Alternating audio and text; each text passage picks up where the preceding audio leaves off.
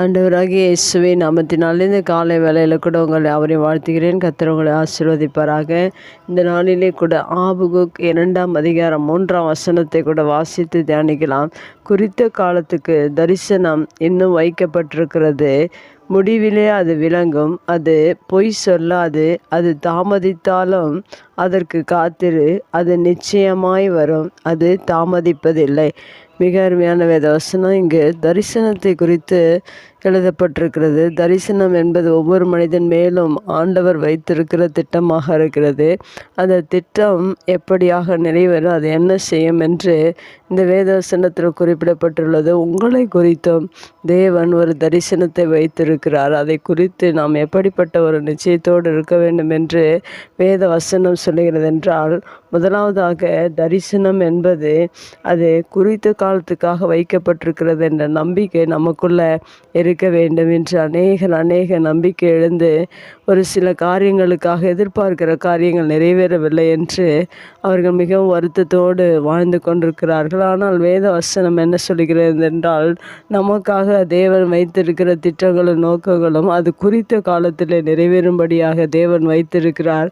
அது நம்முடைய வாழ்க்கையில் எப்படியாக நிறைவேறுகிறது என்றால், முடிவிலே நிறைவேறும் என்று சொல்லப்பட்டிருக்கிறது. நாம் அதில் வரும் வரைக்கும் நாம் அந்த முடிவுக்காக நாம் காத்திருப்பது மிக அவசியம். அடுத்ததாக இந்த வசனத்தில் சொல்லப்பட்டிருக்கிறது, தரிசனம் ஒரு நாளும் பொய் சொல்லாது என்று சொல்லப்பட்டிருக்கு. உலகத்தில் எல்லா மனிதர்களும் பொய் சொல்லி கொண்டிருக்கிறார்கள். ஆனால் தேவன் உங்களை குறித்ததான திட்டத்தில் எந்த ஒரு குறையில்லாதபடிக்கு அவர் கர்த்தருடைய வார்த்தைகள் நிறைவேறும் வரைக்கும் அது நாம் காத்திருக்க வேண்டும். அது பொய் சொல்லாது. நம்முடைய வாழ்க்கையில் தரிசனம் அது நிறைவேறாமல் இருக்காது. ஆனால் அந்த நிறைவேறும் காலம் வரைக்கும் நாம் காத்திருப்பது மிக அவசியமாக இருக்கிறது.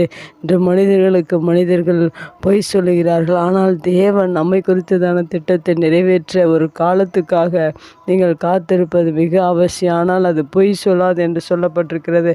அடுத்ததாக வேத வசனத்தில் அது தாமதித்தாலும் அது அதற்கு காத்திரு என்று சொல்லப்பட்டிருக்கிறது.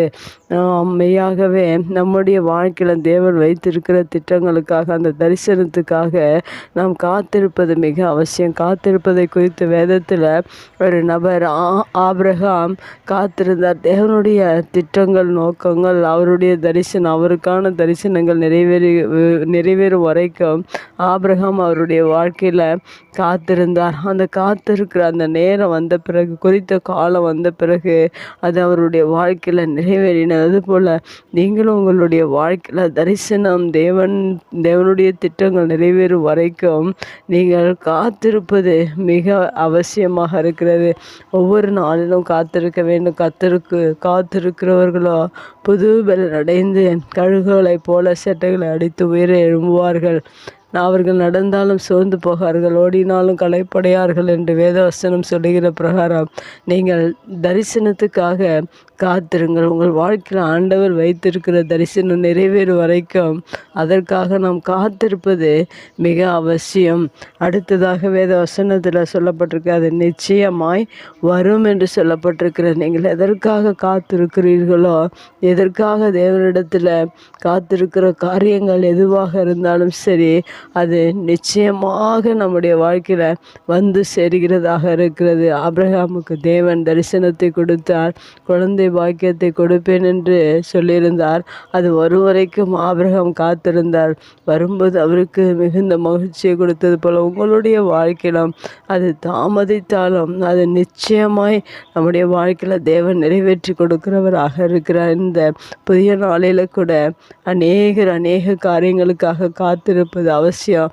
அது மெய்யாகவே உங்களுடைய வாழ்க்கையில் நிச்சயமாக வரும் என்பதை நாம் ஒரு நாளும் மறந்து போகக்கூடாது. ஏனென்றால் குறித்த காலத்துக்காக தரிசனம் வைக்கப்பட்டிருக்கிறது என்று சொல்லப்பட்டிருக்கிறது.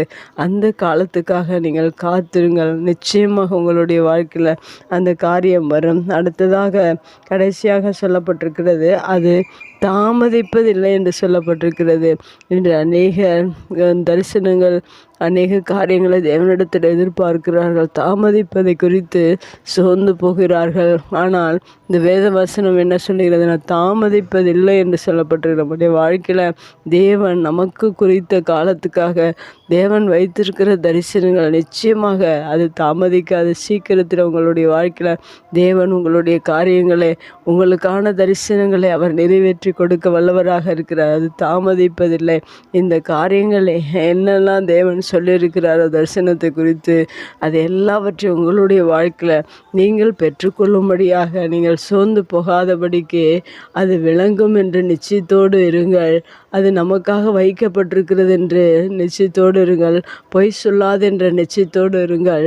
அதற்காக நீங்கள் காத்திருங்கள்.